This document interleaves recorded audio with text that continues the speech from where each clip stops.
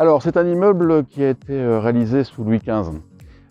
Louis XV, les lettres patentes, c'était à l'époque une obligation dans certains comtés de construire des endroits pour recueillir la misère sociale. Donc ce bâtiment en fait partie. On avait les enfants abandonnés, on avait des gens sans revenus, des clochards, des femmes de mauvaise vie qui étaient réunis dans ce type de bâtiment. Au fur et à mesure des années, ces bâtiments ont trouvé une autre vocation et sont devenus des hôpitaux, puis ici un hospice à la fin. Et lorsque nous avons racheté ce bâtiment, c'était encore un hospice qui était désaffecté, complètement désaffecté, et on a eu l'autorisation par la DRAC, les ABF et évidemment la ville de Douai de transformer ce bâtiment en logement, 118 logements et un hôtel de luxe. Les 118 logements donc, sont vendus à des acquéreurs qui réalisent les travaux à côté du foncier que nous leur avons vendu.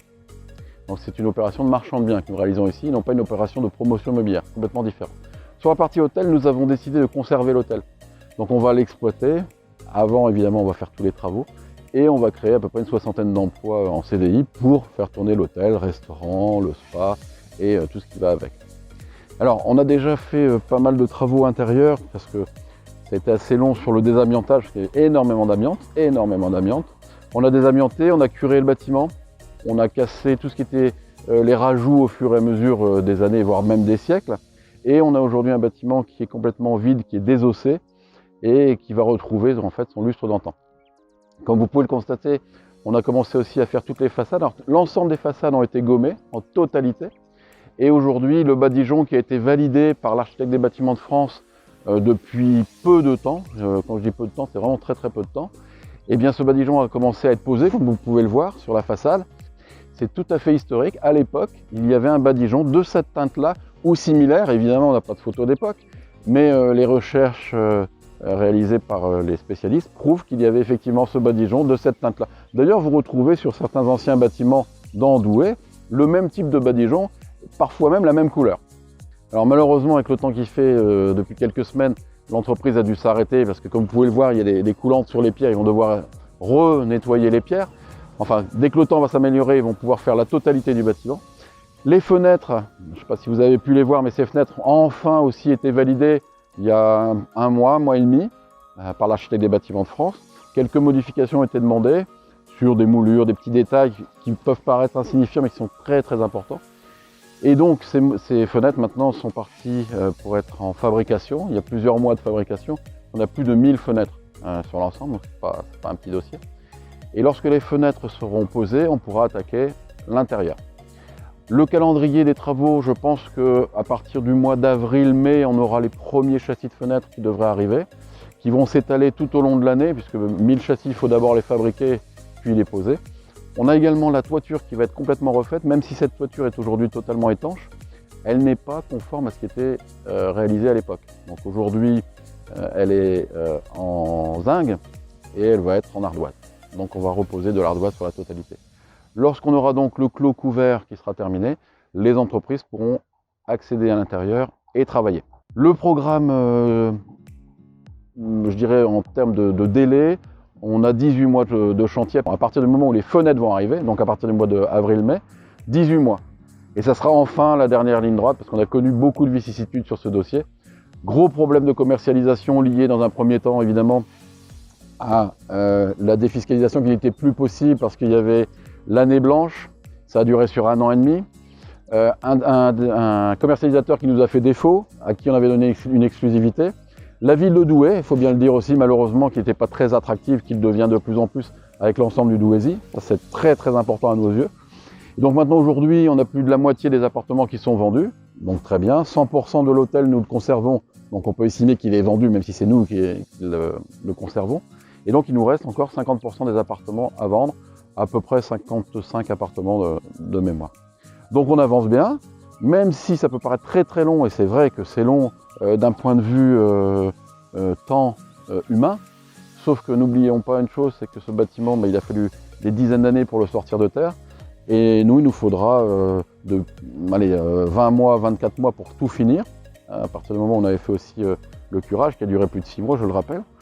Et enfin, on pourra ouvrir. Alors on a connu ce genre aussi de problèmes sur d'autres dossiers.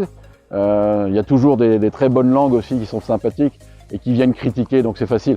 Alors comme disait ma grand-mère, la critique est facile, l'art est difficile. Et bien une fois de plus, on s'en rend compte que c'est comme ça.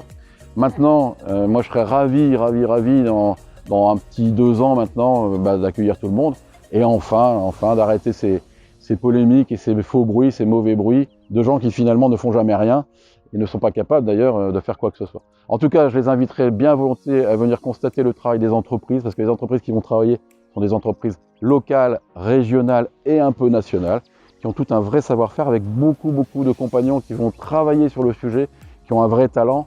On a de très bons architectes, on a de très bons bureaux d'études aussi, il faut le souligner, on les oublie souvent, mais sans ces gens-là aussi, on ne peut pas avancer. Et on a aussi des historiens qui nous ont beaucoup aidés, parce que étant un bâtiment inscrit à l'inventaire des monuments historiques, il ne faut pas oublier qu'on ne peut pas faire ce qu'on veut. Et comme on ne peut pas faire ce qu'on veut, eh bien, on a des délais aussi qui s'allongent. La preuve, le choix du badigeon, la preuve, le choix des fenêtres. Et encore une fois, ça date d'il y a 1 mois et demi, ça a été validé. 1 mois et demi. Nous sommes propriétaires depuis plusieurs années. Et il y a seulement 1 mois et demi. Et je peux vous assurer que les échanges avec les services de l'État, de la DRAC et l'ABF sont très réguliers par l'intermédiaire d'Alexandra Choquet notamment, qui est architecte du patrimoine au cabinet Masse, qui fait énormément de travail, qui échange énormément de choses avec l'architecte des bâtiments de France, qui effectivement instruit les dossiers, compulse aussi des archives, parce qu'on ne fait pas ce qu'on veut, et même l'architecte des bâtiments de France ne sait pas systématiquement ce qu'elle doit faire. Elle doit aussi faire des recherches. Tout ça prend du temps, c'est un temps long, caché, masqué, les gens ne se rendent pas compte. On n'est pas dans un immeuble neuf où on part d'un terrain nu et on monte du béton. Aujourd'hui, c'est pas du tout ça. Vous verrez dans quelques temps des tailleurs de pierre qui vont apparaître sur le chantier. Ça sera un travail formidable. J'espère que vous aurez l'occasion de venir les interviewer et puis surtout filmer leur travail, parce que c'est quelque chose de très délicat. Et on a peu de tailleurs de pierre dans la région. On a une société qui est vraiment très bien, l'entreprise Denis, qui va venir et qui va faire ce qu'il faut. Et puis toutes les autres entreprises qui seront là. Je pense que ça sera vraiment intéressant pour tout le monde. J'espère que vous serez là, que tout le monde sera là, puis vous pourrez relayer.